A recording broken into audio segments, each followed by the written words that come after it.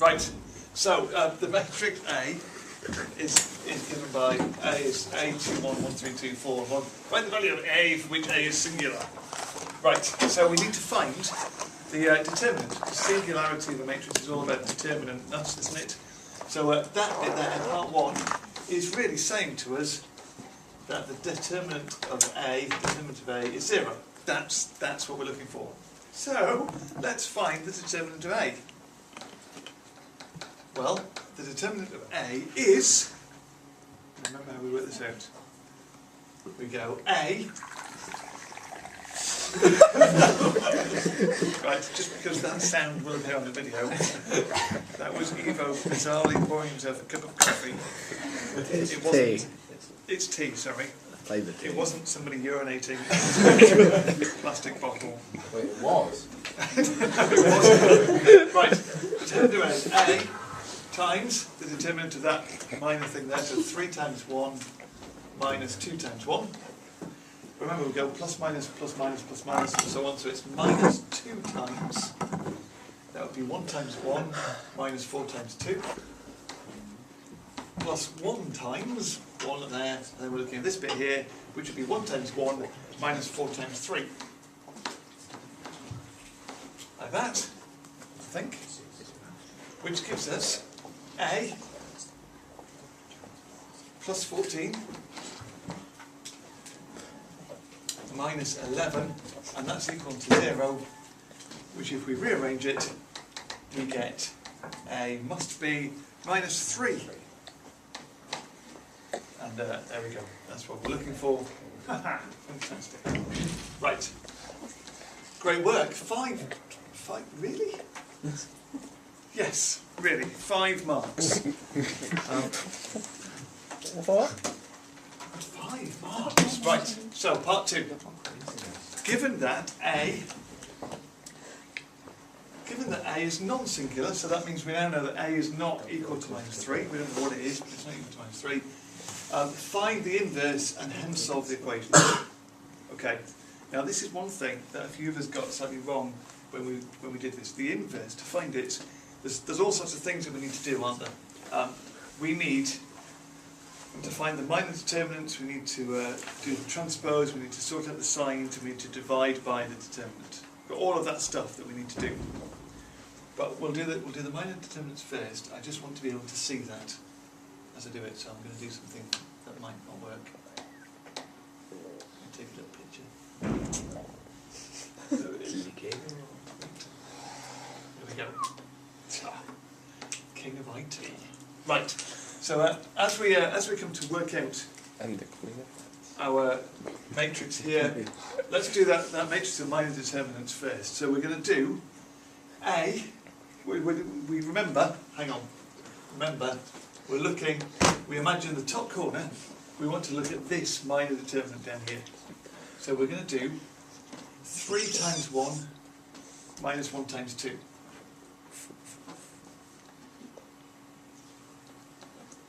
Okay, and then we're going to look at this one here, the middle on the top.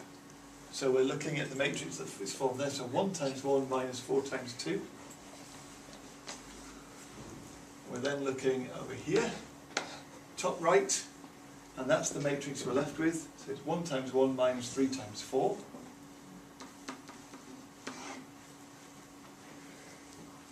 Now we've got the middle row, where we're starting with, here, middle row we're looking at 2 times 1 minus 1 times 1. We're doing A times 1 minus 4 times 1. Was that alright, Johnny? I know, I was looking, I noticed they faded, I thought it was really cool. Yeah, well, I am really cool. And then this one, the last one on this row, is going to be A times 1 minus 4 times 2. And then we go to the bottom row, where this is taking a long time, isn't it? So we're doing 4, so we look at this matrix, 2 times 2 is 4, take away 3 times 1. Then we've got A times 2, take away 1 times 1. And finally, we've got A times 3, take away 2 times 1. Okay, now one thing that's really important as we've done this, and I want a number of you to notice, at no point in there did I multiply by the number that was already there. That there were kind of 4 or 5 of us who had that number there times A, and that number times 2, and that number times 1, and so on. We don't do that. Okay, it's just we're using that number. That's the position, where we draw the lines to ignore the rest of it. It doesn't actually come into it at all. So what happens now is we are going to, well, let's adjust the signs, shall we? So this was the minor determinants. We're going to adjust the signs, and in a moment we'll do the transpose. And I'm going to work these out as I go along. So this is 1. This would be minus 7, but that one we change the sign on, so that's plus 7. This would be minus 11. We've got 1 there, but we would change the sign of that one. We've got A minus 4, that sign doesn't change. We do say change the sign of that one, so that's 8 minus A. On the bottom row, plus minus plus minus plus minus plus minus plus. So it's looking like that. Now we can do, let's finish it off now. We're going to transpose, I can't spell the word transpose, and multiply by, or divide by determinant.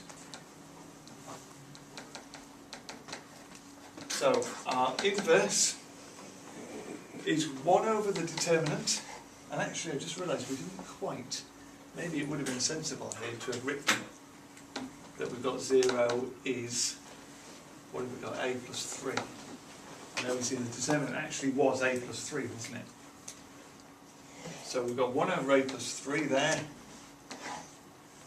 And now we're doing the transpose of this. Now, something I've never seen before when marking these from my groups each year for mock exams was somebody did the transpose around the wrong diagonal.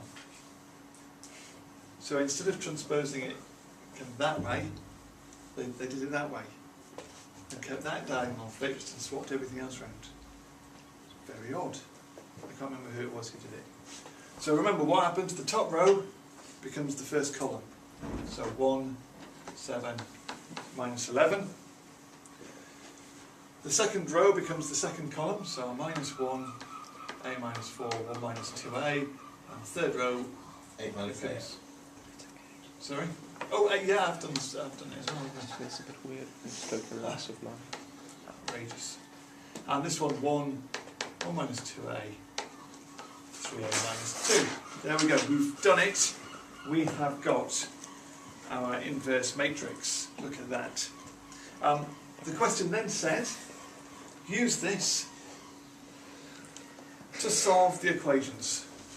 Well, basically what we're saying with those equations is that the matrix A, look at the connection there, the matrix A times x, y, z is 1, 2, 3.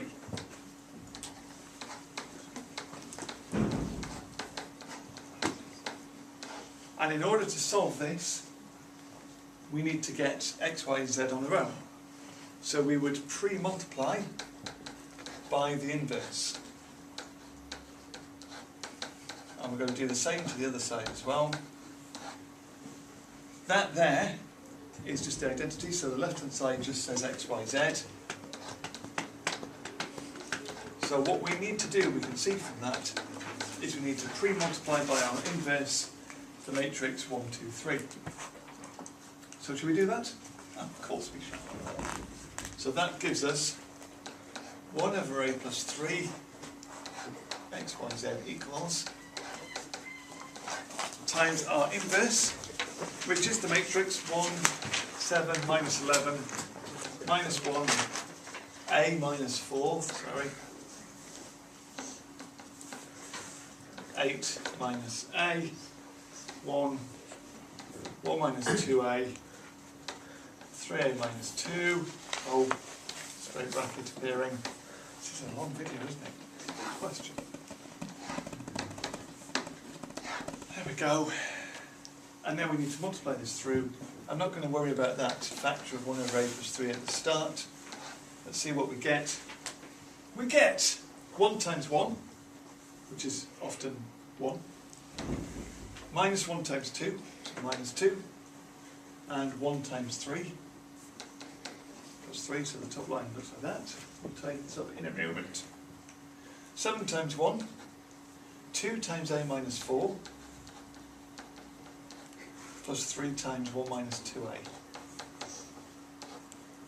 And then finally we have 1 times minus 11, plus 2 times 8 minus a, plus 3 times 3a minus 2.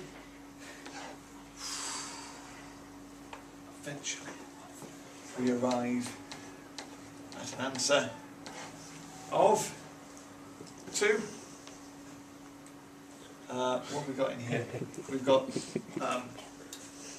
2a there and minus 6a, so we've got a negative a coefficient, haven't we? So we've got, let's do the other numbers. We've got 7 plus 3 is 10, take away 8, so that's 2.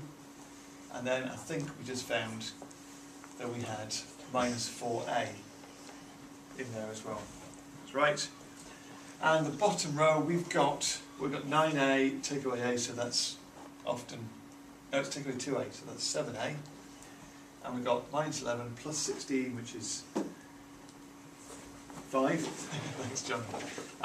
Take away another 6, so that's minus 1.